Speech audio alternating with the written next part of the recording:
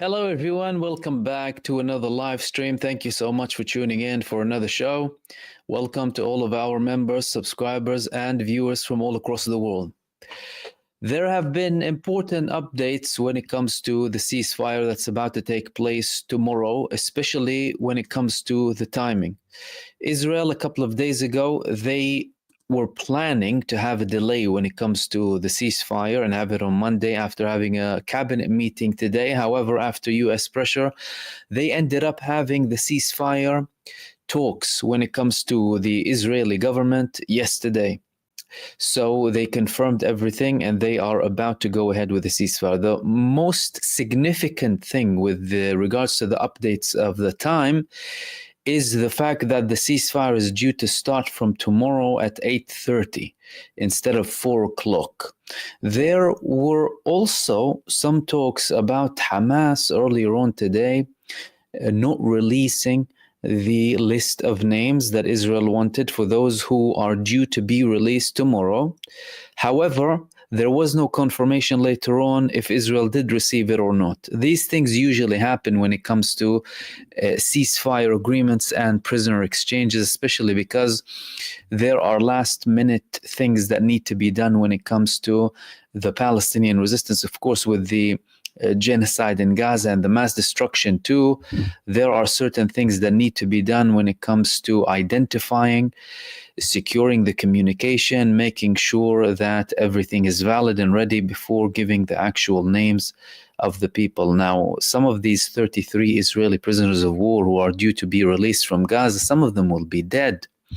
In some cases, Hamas had to recontact some of the holding groups of these people to make sure that they are able to release them, because we're talking about a release within days, and there's a lot of on-the-ground planning when it comes to the release of these prisoners. On the other hand, Israel released a list of approximately 760 Palestinian prisoner names, many of them with life sentences, many of them very known names in the prisons of Israel. One of them is Zakaria Zbeidi. The vast majority of them are from the Fatah movement, who have been in prison for a very long time.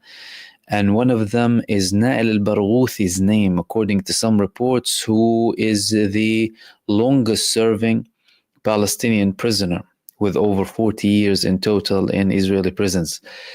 Now, yesterday we spoke about the list of women as well, notable names when it comes to women, also some of the children. It's not known yet if all children under 18 will be released. However, large numbers will be released in what Israel calls administrative detention. So very interesting things ahead when it comes to the names as well. Again, I managed to go through that list, but you know there have been a lot of names released. However, when it comes to Hamas, I did not see any confirmation that they released the names of those Israelis due to be released from Gaza. That's the first part that I wanted to talk to you about. The second part that I wanted to talk to you about is a statement. Hamas made a statement today. Said, "We forced the occupation to stop the aggression and withdraw despite Netanyahu's attempts to prolong the war and commit massacres. The occupation failed to achieve its aggressive goals and only succeeded in committing war crimes that make humanity disgraced. The Battle of the Flood of Al-Aqsa embodied the cohesion of our great people and their victorious resistance and shattered the arrogance of the enemy. The blood of our people will not be in vain and will not be subject to the statute of limitations, and the leaders and soldiers of the enemy will be pursued and tried no matter how long it takes. The time now is now to begin immediately to end the siege, providing relief to our people, healing the wounds, returning the displaced, and rebuilding." Now, when it comes to this talk about the Israeli humiliation, the Israel defeat, one of the most notable things that happened today is Benjamin Netanyahu's statement. Firstly, Benjamin Netanyahu had a statement for the first time since the talks about the confirmation of the ceasefire.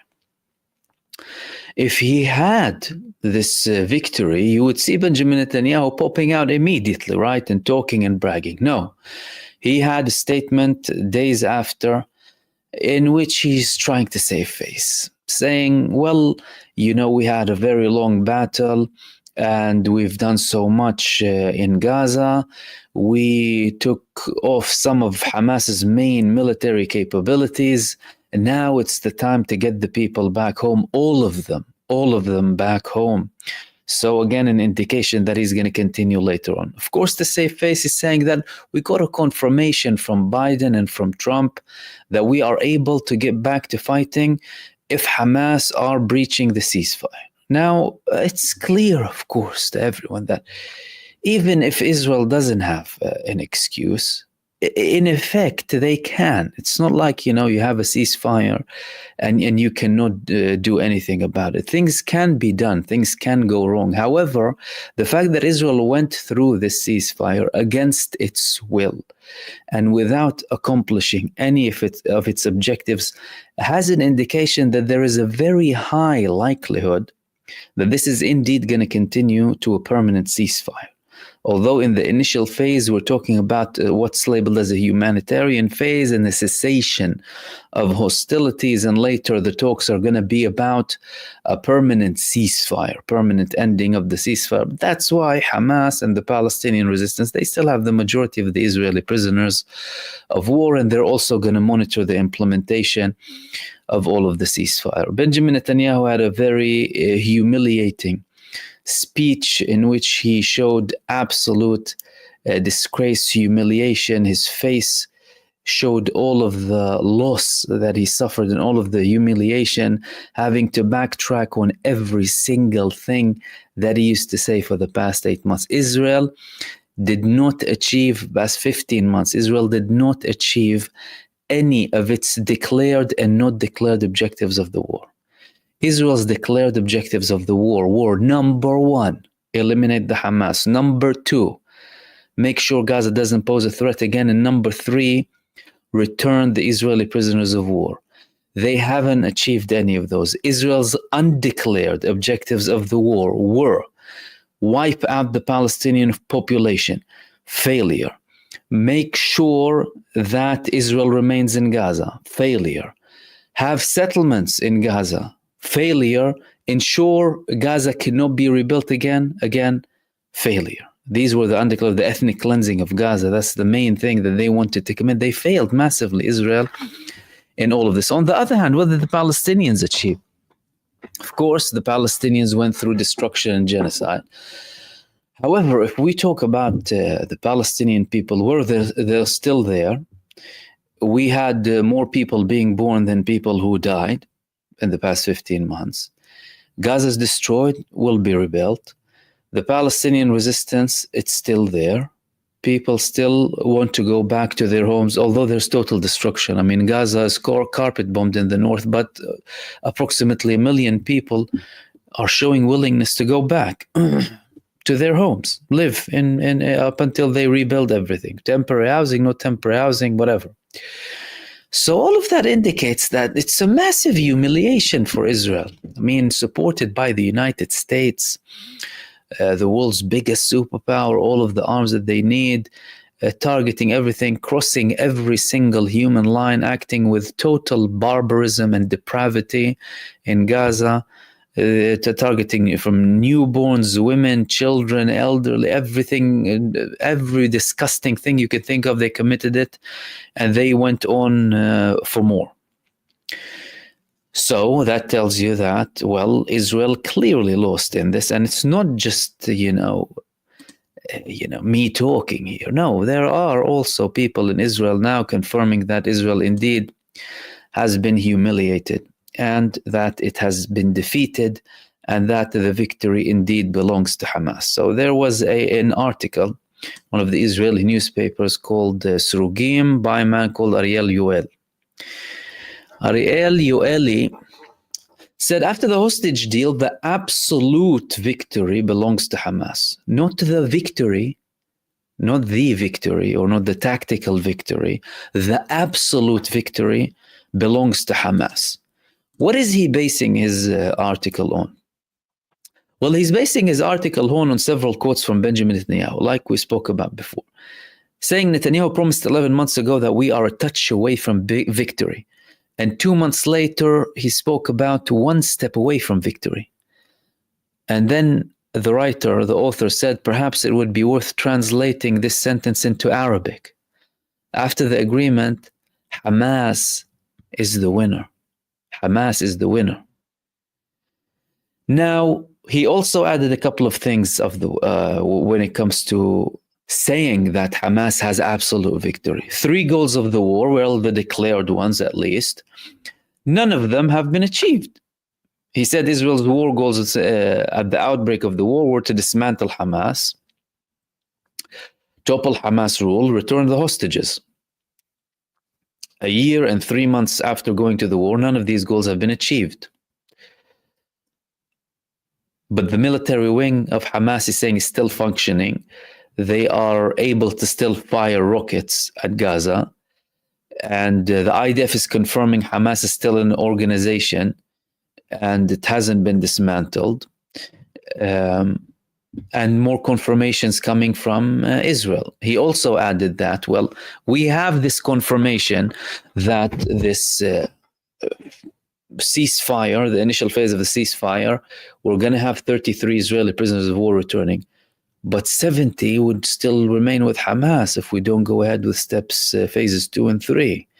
He's calling it an insurance policy when it comes to Hamas that will be forcing Israel to continue to get them back, because if Israel is going to show the people now, with the majority of the people supporting a ceasefire, so much pressure internally, externally, and living proof, living legend and myth in Gaza of this steadfastness and resilience of the people and the resistance, what are they going to do? What are they going to do exactly? They're going to have to continue. Another thing he mentioned is, although Israel killed Yahya Sinwar by accident, by the way, they didn't know he was there. They didn't even think that Yahya Sinwar would be fighting them. Man, like approximately 60 years old, who's supposed to lead the political movement, sitting there fighting. Imagine how many terrorists he killed throughout his fighting, Yahya Sinwar. Said Mohammed Sinwar already rebuilt everything. As a matter of fact, the Wall Street Journal the other day, they had an article too, in which they confirmed Mohammed Sinwar, the brother of Yahya Sinwar, has rebuilt everything when it comes to Hamas. He rebuilt everything when it comes to the organization and the military wing as well. Another indication that Hamas, of course, is still not only very powerful, but an established fact on the ground is that they already have declarations. Firstly, the military wing is in the street. Secondly, the government in Gaza, they made several declarations. The government in Gaza made several declarations to the population that they will be taking out immediate measures inside of Gaza for the ceasefire. And these measures include emergency actions in all areas that have been destroyed, primarily to return the safety, water, and electricity, starting to, of course, clear out some of the rubble now with whatever capabilities they have so far. Because even without any foreign help, by the way, there have been instances during the genocide when Israel withdrew from certain parts in Gaza, when the Palestinian civil services, they started to actually take away some of the rubble and try to do everything to the best of their abilities. Of course, there's a lot of work to be done, but that's a clear indication they're there, and Israel really cannot do anything about that. Israel, as a matter of fact, they already said a couple of days ago in Israel that we are in certain parts of the north primarily. That's when they were still in the north. Now they retreated. Now they withdrew Giv'ati, by the way. The Giv'ati brigade today withdrew from Gaza for the first time in 15 months. They completely withdrew from the north of Gaza, from Beit Hanun, from Jabalia, from Beit Lahia, without any orders of going back. And that's something very important. Usually Israel, if they plan to go back to Gaza at any point, by the way, similar to what they've done with the temporary ceasefire, at that time they withdrew 70,000 troops. This time, they said, no, it's not a retreat. We're withdrawing the whole of the Givati Brigade from the north part of Gaza. Although Benjamin Netanyahu and some people are still living in denial and trying to kind of spread propaganda like we're not leaving the Philadelphia corridor now. Egypt already confirmed, and Egypt has a very strong presence on the borders with the Philadelphia corridor. They said the majority of the Israeli forces already retreated. And again, Benjamin Netanyahu said, we will not be retreating from the Philadelphia corridor, because if we do, we will have so much pressure that we will never be able to come back. They've already done that now with very minimal amounts of forces remaining on the sides. Well, basically in the buffer zone that's between Israel and Gaza, and the Rafah crossing is about to open again. Another indication of a massive failure. The two places that Benjamin Netanyahu said we will never be withdrawing from, the Netzarim line and the Philadelphia corridor, he's going to be retreating from them. Again, another massive sign of failure coming from Benjamin Netanyahu. So these were the main things that I actually wanted to talk to you about in this live stream. Mainly the confirmation that the ceasefire is going to take place tomorrow, tomorrow morning, not midday. So 8:30 is the hour that has been published.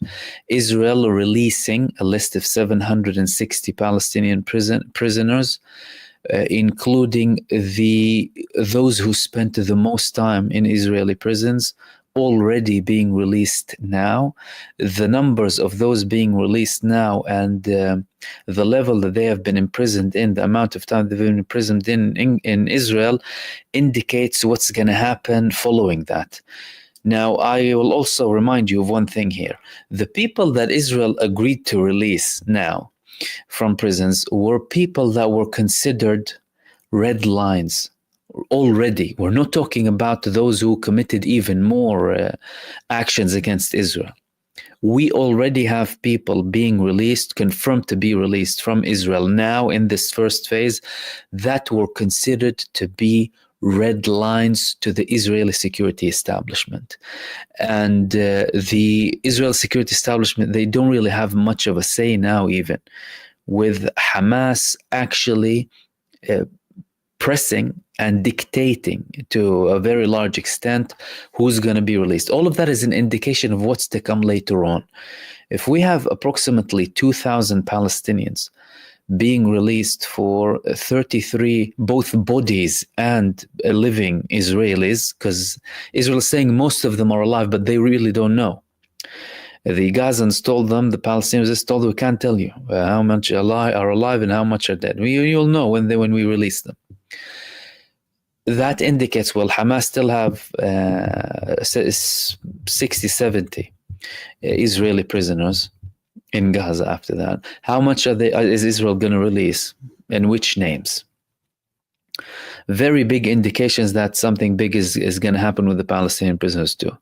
Then the withdrawal primarily of Givati Brigade, who Israel never retreated from Gaza, never withdrew from Gaza during the past 15 months with no order to come back, and they're calling it a withdrawal. Benjamin Netanyahu, in his statement, although he's saying that we have an opportunity to go back to the war, he always said, if we have to go back to the fighting. And whenever he mentioned the potential of going back to the fighting, he said, if we have to go back to the fighting. Again, Benjamin Netanyahu did not use this terminology before. The terminology of Benjamin Netanyahu changed significantly. No talks about eliminating Hamas, no talks about remaining in Gaza, no talks about definitely going back after phase one, because at one point he was saying we will only accept an initial phase and then we won't go ahead. The terminology has changed. Now, again, of course, Israel can breach, some things can happen, things can go wrong, absolutely.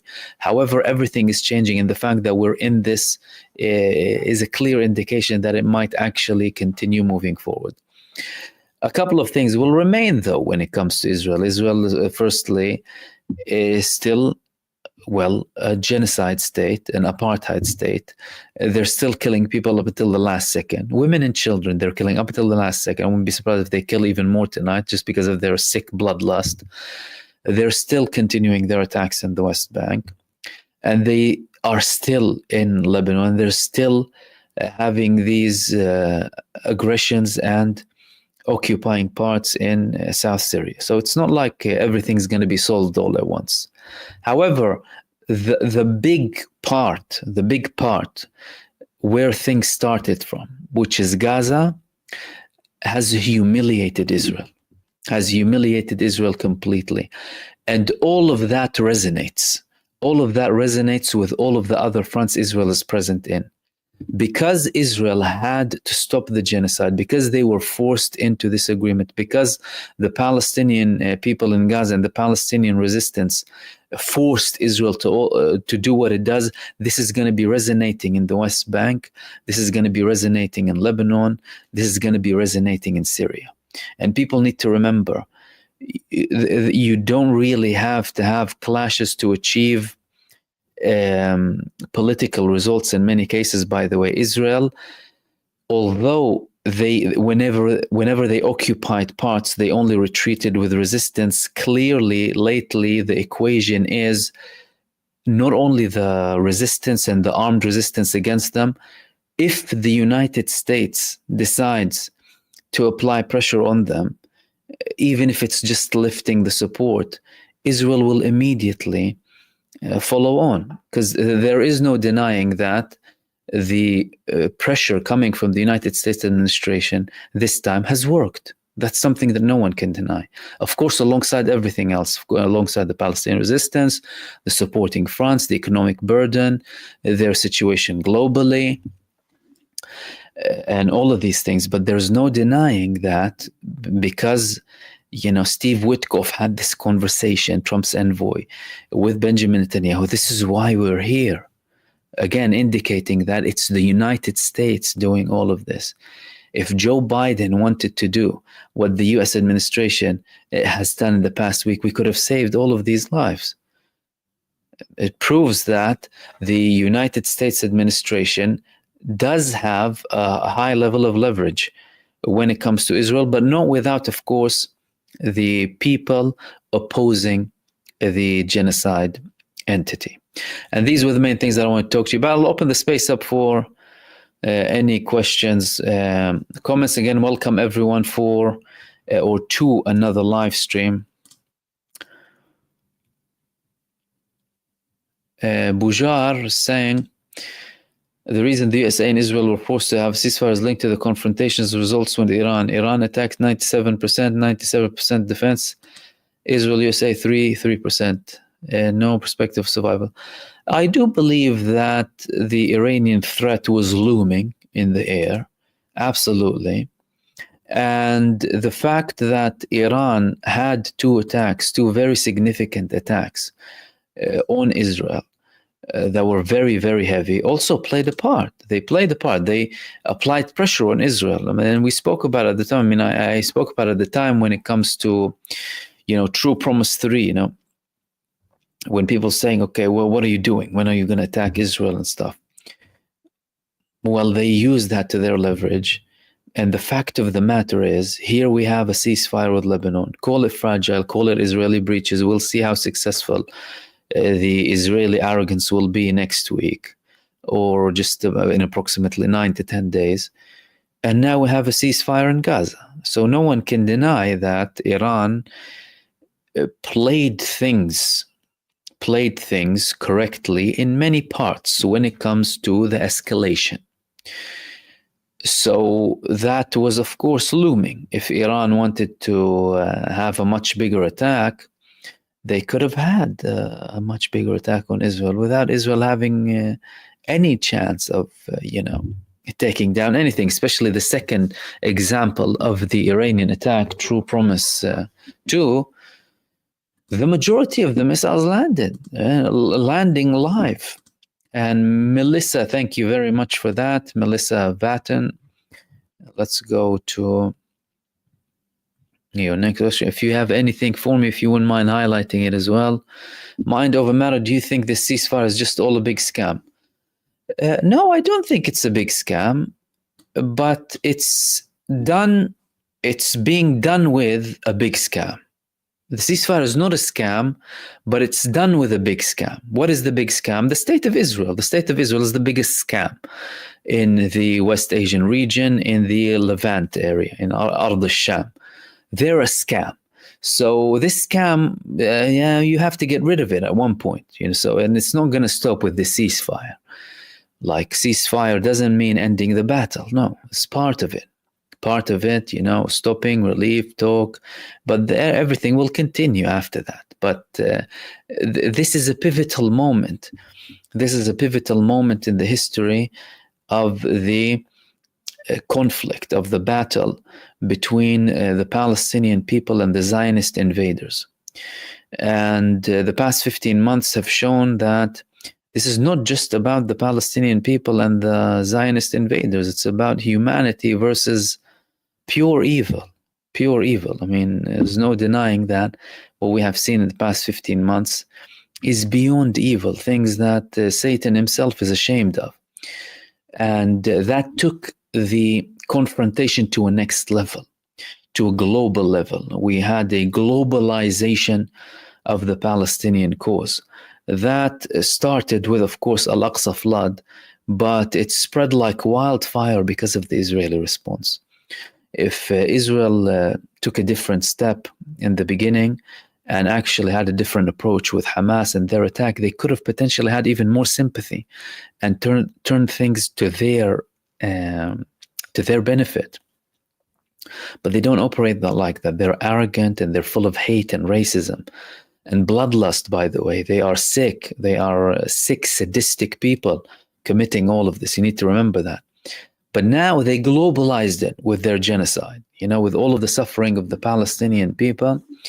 Now we have a global case that is not going anywhere. This global case is not going anywhere up until Israel is dismantled as an ethno-state, as an apartheid entity. And so long as they're not, then the battle will continue.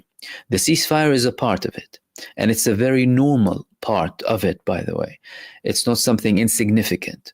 Most people, and that's natural, that naturally happens, would want to see immediate results. That doesn't really usually happen that way. However, what happened in the past 15 months? In history, it used to take decades for stuff like that to happen, especially with all of the level of the awareness. So no, it's not a scam. Israel is a scam, and they can breach the ceasefire at one point. But guess what? Well, you still have a brave resistance confronting them who will be monitoring everything. And you also have backers as well for the Palestinian people. And Lisa, thank you very much for that. Lisa Onofri. Let's see if we have any. Wendy. Goften, who's going to control the Philadelphia corridor? And what about the wounded seeking to cross the border?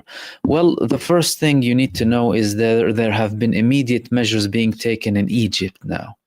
Firstly, Al-Azhar institution, which is the biggest Islamic institution that has hospitals, it declared that they have now made all of their hospitals available to take immediately take Palestinian people who are wounded. Secondly, the Egyptian state has established field hospitals in the Sinai Peninsula able to take in 600,000 people.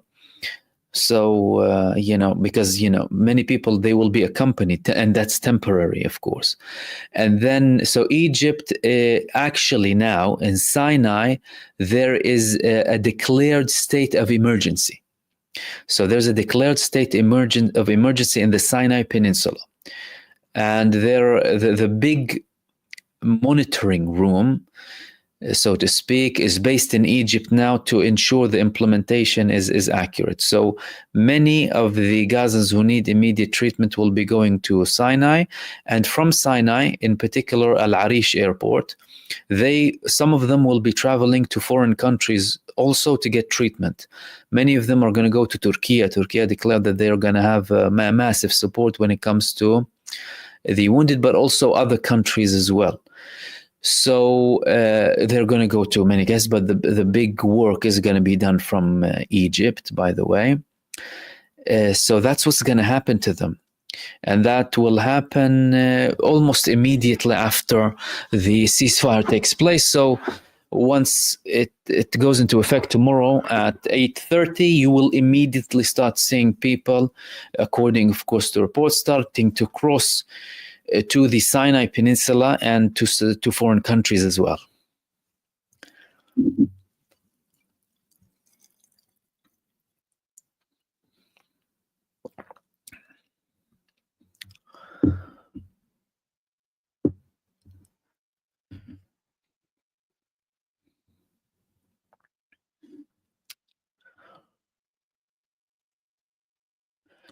Bujar is saying the new military era only belongs to the hypersonic missiles and air defense. Take those two, make all the rest useless. Iran has 1 century advance on both 80 warheads, hypersonic, laser, air defense. They have a lot more than that.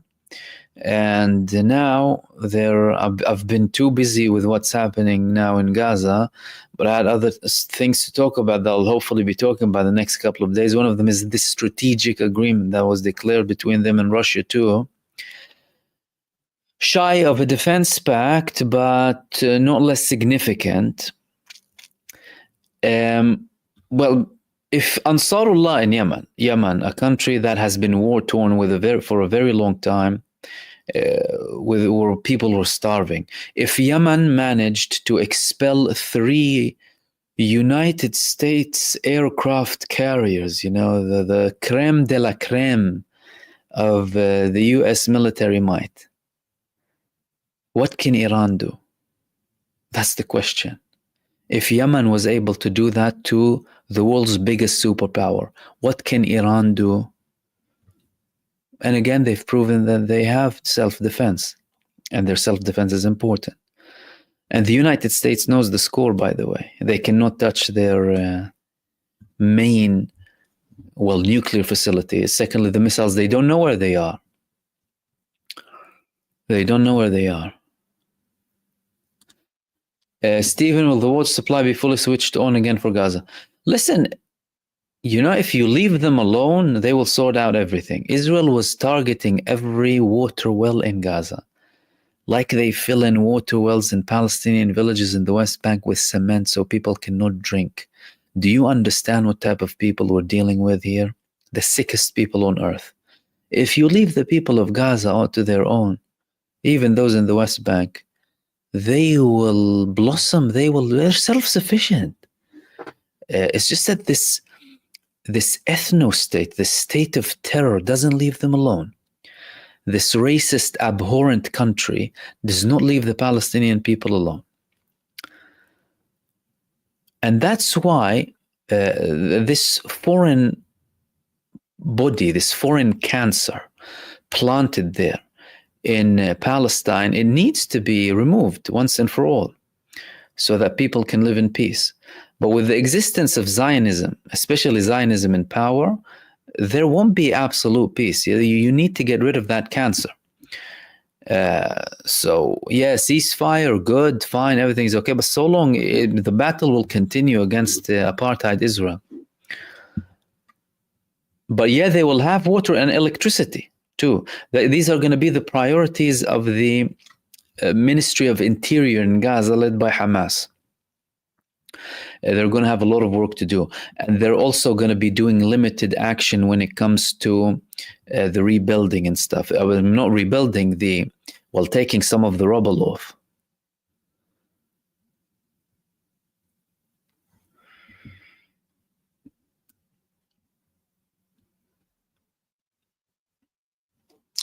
Mind over matter saying a YouTube video earlier by Syrian analysts stated that Turkey and Israel might be heading towards war. Your thoughts? I think there's a possibility of it reaching a war, but there's a lot to do before that. There's a lot that can be done before reaching a war. And I had a couple of videos, especially coming with the statements from Israel about this war. And again, the ceasefire talk in Gaza kept me busy from talking about also more statements coming from the Turkish president and also more statements coming from Israel. Firstly, in Israel, there was a committee asking to prepare for war with Turkey. There was a top cabinet meeting in Israel, so the top military and political echelons in Israel meeting to discuss rebranding Turkey and reassessing their level of threat to Israel, especially with now the complete liberation of Syria and the Turkish presence, of course. Turkey was the biggest supporter for the Syrian opposition. Now, of course, the interim government. However, there's a lot to be done before reaching an actual war. And what Iran has shown is that certain threats, well, some of them physical, can lead to political results.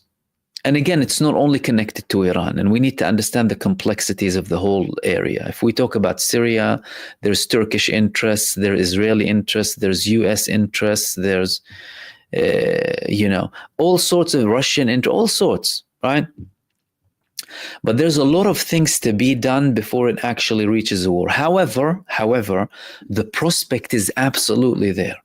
And a lot of it would depend on how far Israel stretches it with Syria and with the new administration.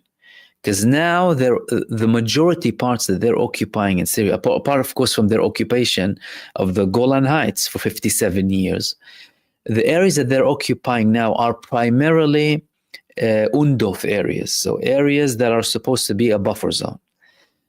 However, they can't occupy it legally, including some Syrian territories, of course.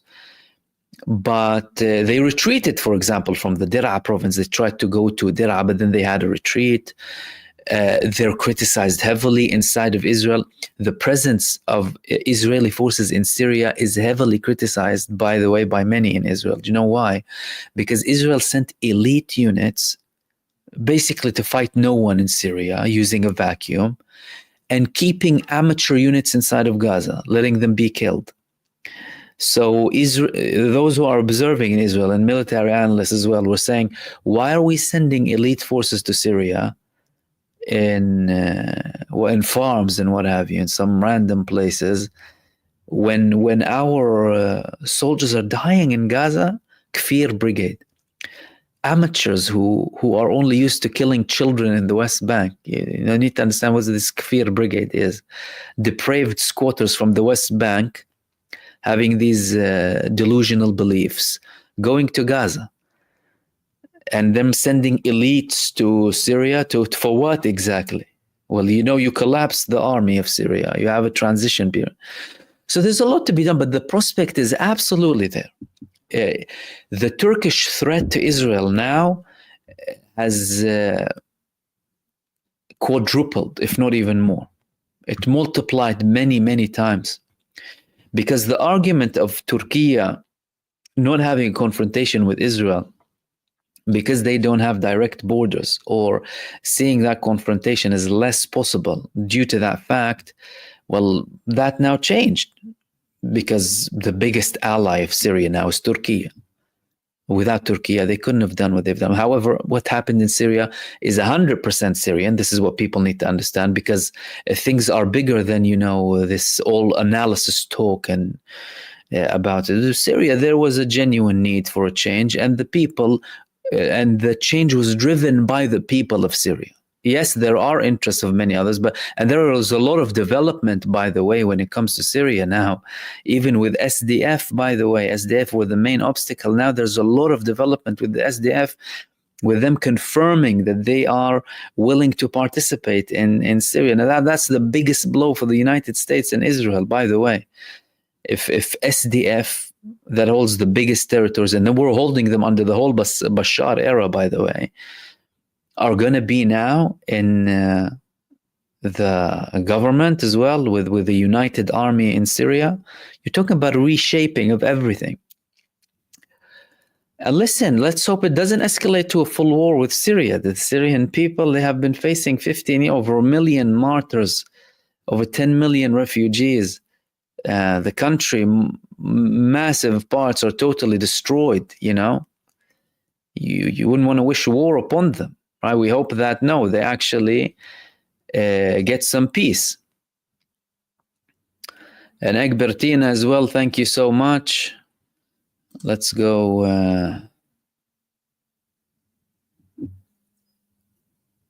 Jack Ayub.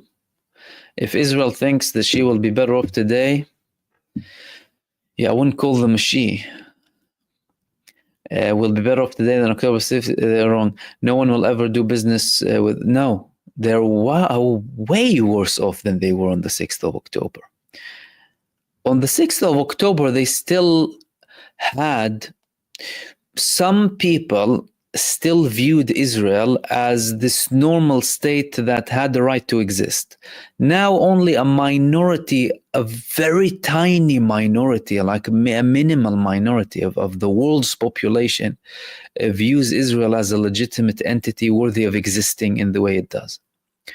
They stripped themselves of legitimacy to be existing, because no country has a right to exist committing what Israel has done the past 15 months. And guess what? This is how they established their state.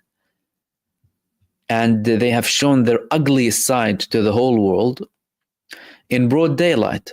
They tried to cover up their ugliness with billions. They're spending billions online, on YouTube, on social media, with these bought mouthpieces, garbage, vile mouthpieces online, and being visited, being hosted on these talks. Nothing's gonna help them, dude. Nothing's gonna help. It's done. It's over. It's a matter of time. They're far worse off.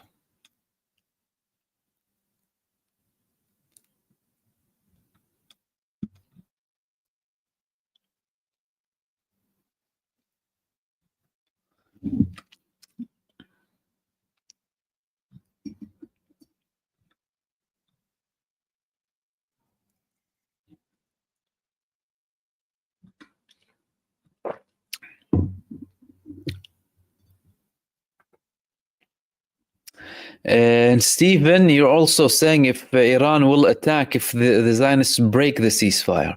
I don't think Iran will attack immediately if Israel breaks the ceasefire. I think Iran will attack if they see the ceasefire being broken and things reaching to a level where it is no longer possible for them to achieve what they want to achieve politically without a response on Israel. Because let's be totally frank. When was it most urgent to interfere in Gaza or let all hell break loose on the genocide? When the first massacre happened. In an ideal world, the whole world should have been active with the first drop of blood of an innocent person.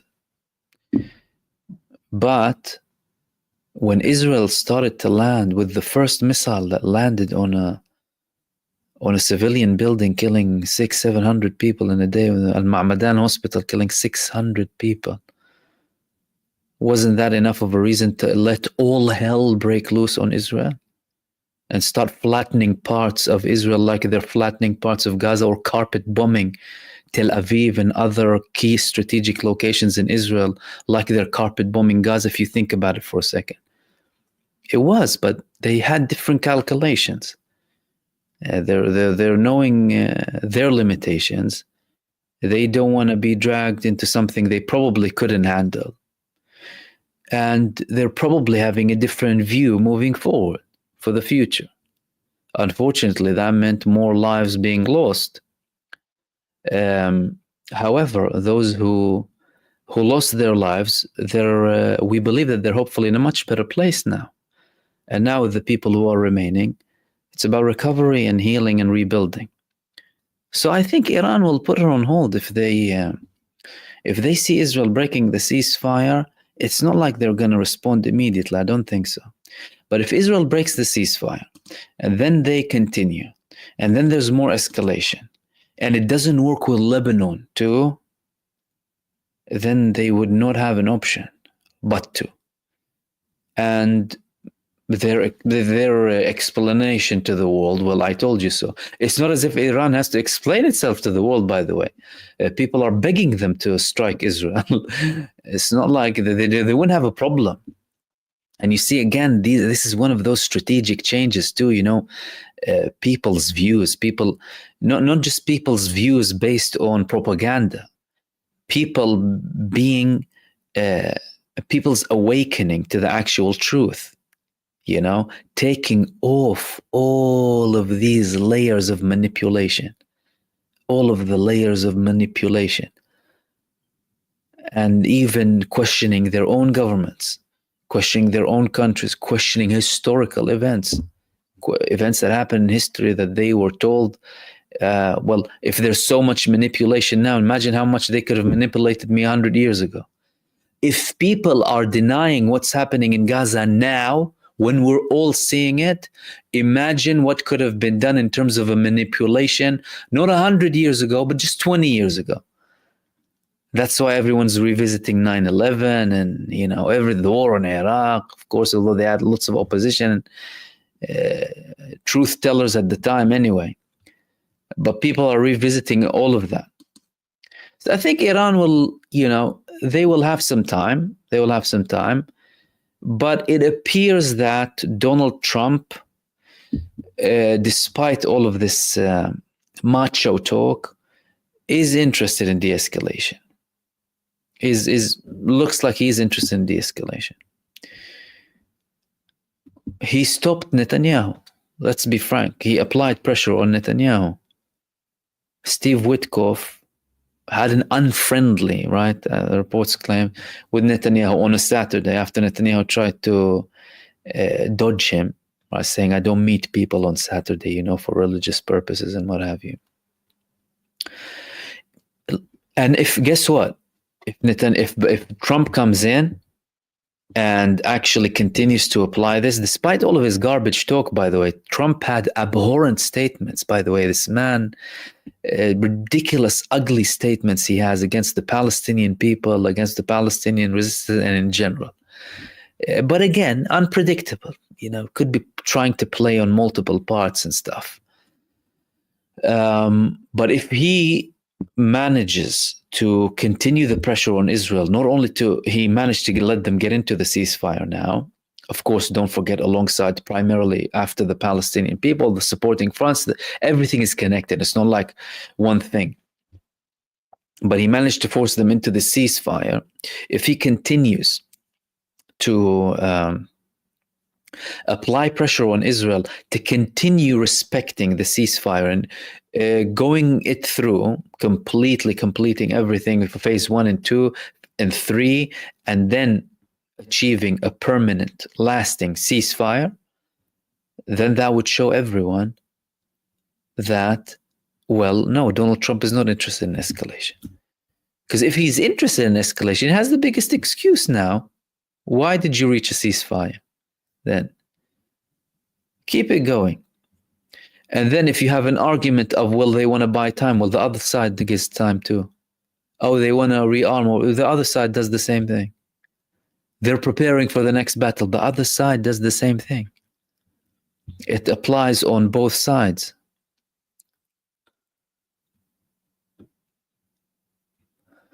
Wendy Gofton, who is the Free Syrian Army? The Free Syrian Army was initially made up of the Syrian army, members of the Syrian army, who left the Syrian army and joined the revolution or opposition.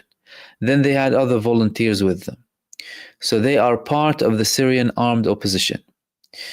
And with the Syrian opposition at the time, there were multiple movements. One of them, at one point, it was the strongest armed opposition because many of the previous regime's armed forces members joined it and then became senior leading figures in the Free Syrian Army, like Riyad al-Assad, or these figures. But now all of them are going to be part of, it looks like the majority of them, if not all of them, are going to be part of a Syrian Ministry of Defense and the new Syrian army. And it's no longer going to be a compulsory army. So there's not going to be conscription. The new Syrian government canceled conscription. They said only those who want to join the army will join, and we're looking to build a professional army. Because the previous army's role was primarily to, save the elite, save the government, save the Assad family and their loyalists inside of Syria. Not really save Syria, but yeah, they're part of them. And now they're going to merge into the Ministry of Defense inside of Syria too. Well, they showed willingness to, alongside with the Syrian National Army. And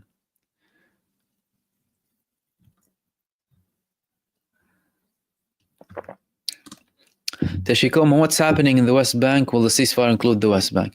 The West Bank is witnessing one of the most shameful things. It's witnessing the ugly side of the Palestinian Authority led by the biggest Palestinian traitor, Mahmoud Abbas, having these actions against the Palestinian resistance in the Jenin camp primarily. The Palestinian Authority in the West Bank crossed all lines in the past 15 months. First, they were whitewashing the Israeli genocide in Gaza by blaming it on Hamas. They refused anything for reconciliation, even with the meetings in Russia and in China.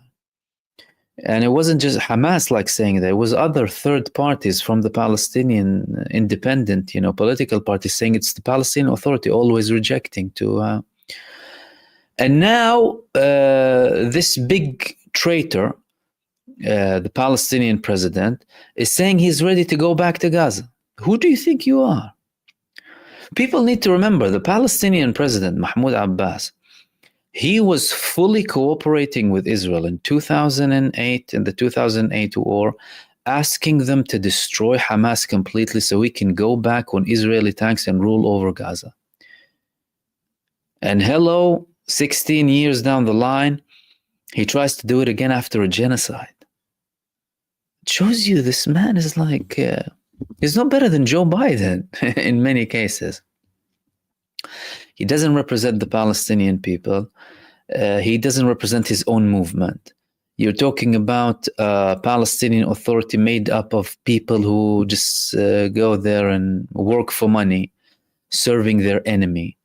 They tried to do so many depraved actions in the past 15 months, trying to get this security force in Gaza disguised as aid. Imagine how ugly they are. But fortunately, the Palestinian resistance took control of them. Now things slightly de-escalated between them and the Jenin fighters because there was a reconciliation happening. There was a committee that had this reconciliation between them. So it's a kind of a ceasefire between the Palestinian Authority and the Palestinian fighters in the West Bank. But the ceasefire doesn't include the West Bank. The ceasefire is a ceasefire of Gaza. So Israel can still carry out attacks in the West Bank and continue. And again, it shows you that the problem hasn't ended with the ceasefire. Ceasefires will hopefully bring relief and ending the suffering of the Palestinians in Gaza, hopefully rebuilding Gaza now, making it better than before. But so long as we have this cancerous tumor called Israel, there will always be problems. Unless Israel all of a sudden says, oh no, I'm no longer a nation state of the Jewish people. I'm no longer an apartheid entity. I'm no longer a colonialist tool, a barking dog, a cash cow for the military-industrial complex. And I want to have, full rights between the Jordan River to the sea. If they decide to do that, they'll solve the majority of the problems, if not all of them. But so long as they remain a fascist ethno-state, people will be working up until they completely dismantle them, and that's something that will happen sooner than later.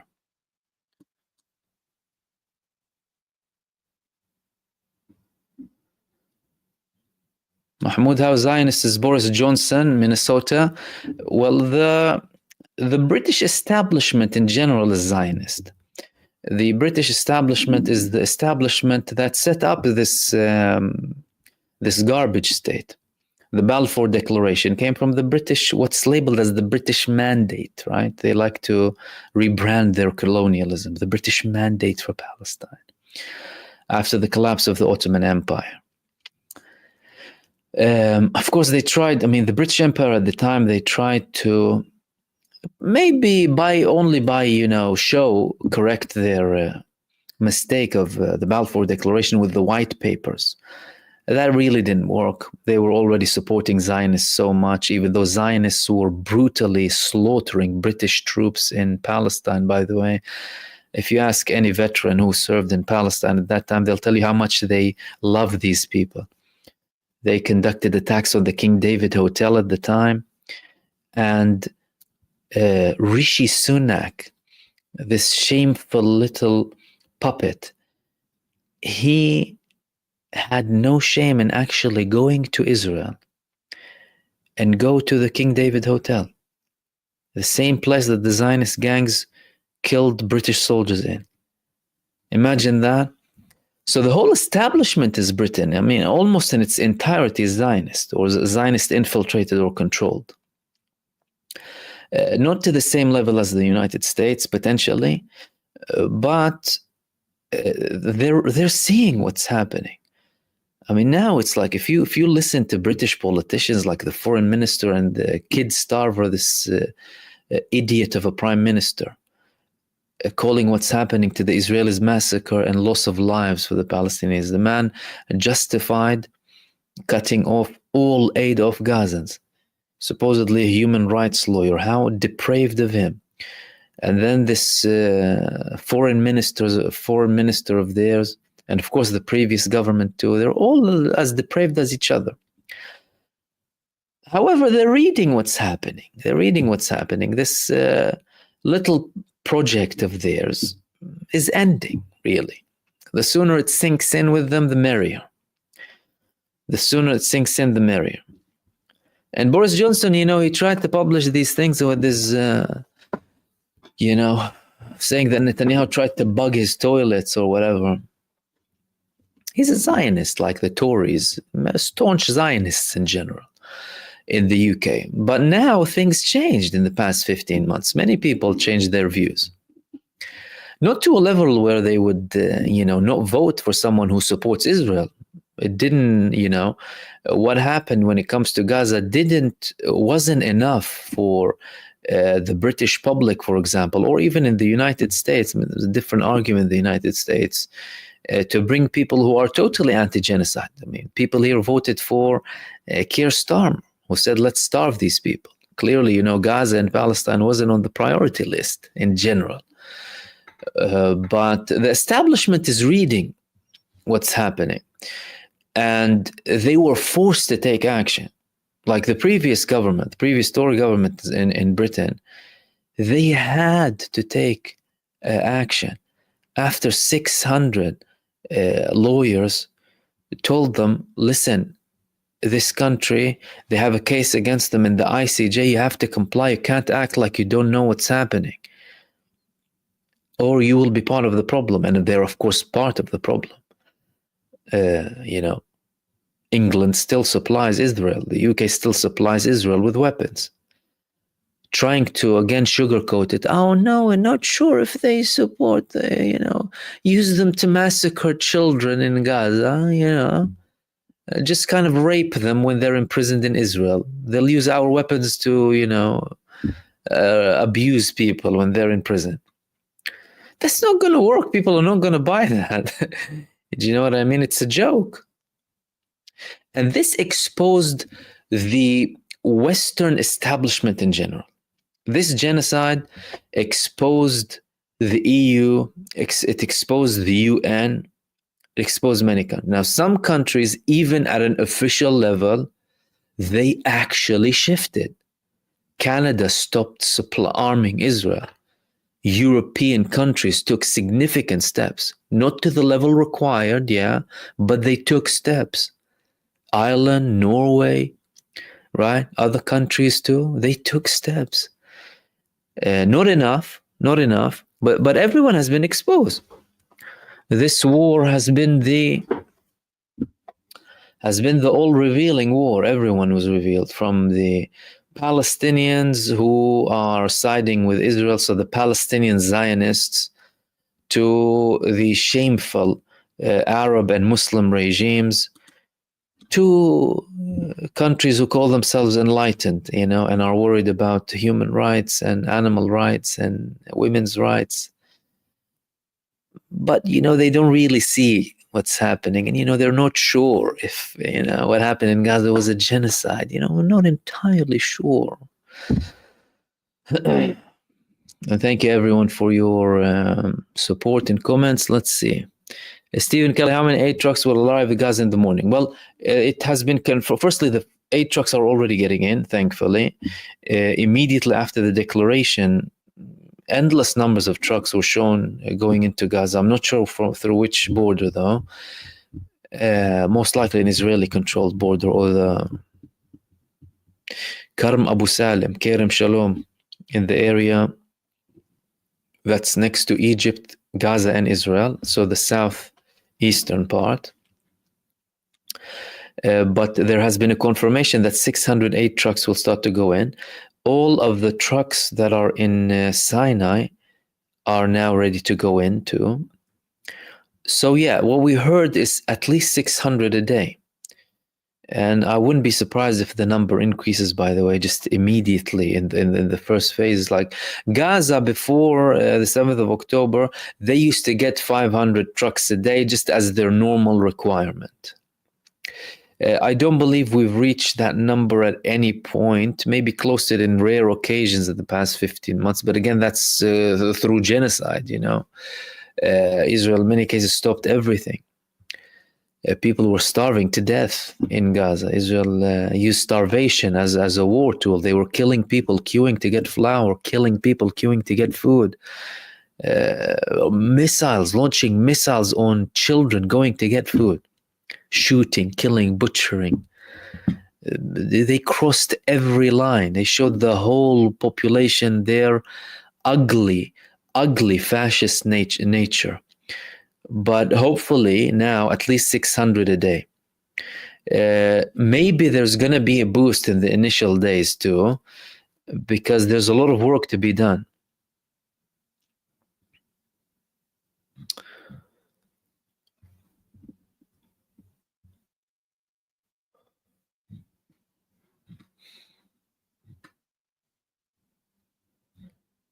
Okay.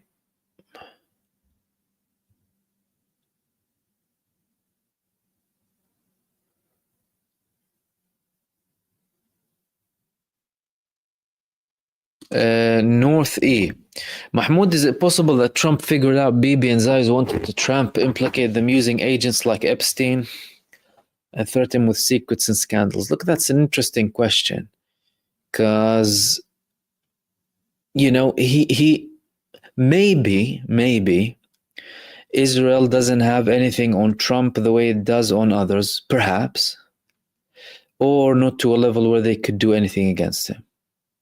Or maybe not to the level that reports claimed Russia has on Trump. Maybe. And again, all of that is talk. There's no concrete evidence for it. What's for sure is Donald Trump applied pressure on Israel, pressure that Joe Biden himself could have applied if he wanted to, if he so desired, while simultaneously saying, yeah, Hamas, this and that, and we're going to support Israel and this and that. So long as the war stopped, you can say whatever the hell you want to say.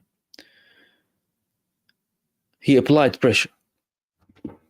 Are we going to deny that? He applied pressure. Steve Witkoff most likely destroyed Netanyahu on Saturday. Wiped the floor with him. Let's be honest. Steve Witkoff, and there were reports that Biden had a similar conversation with Netanyahu before Netanyahu de-escalated at one point following the temporary ceasefire, by the way. We spoke about it at the time. But clearly this conversation, when Witkoff told Netanyahu the hell that Trump was talking about the Middle East includes you, that's a threat. Threat that Israel will be burning in hell. Did he say other things? Maybe. Fact of the matter is, there's a ceasefire starting tomorrow at 8:30. And that happened 1 week after Steve Witkoff spoke with Netanyahu, and that is going to happen 1 day before the inauguration of Donald Trump.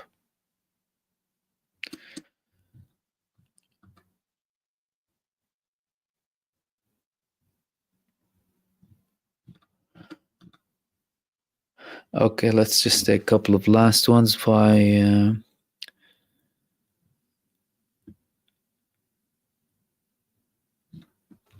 we wrap up. Let's see if we have anything else.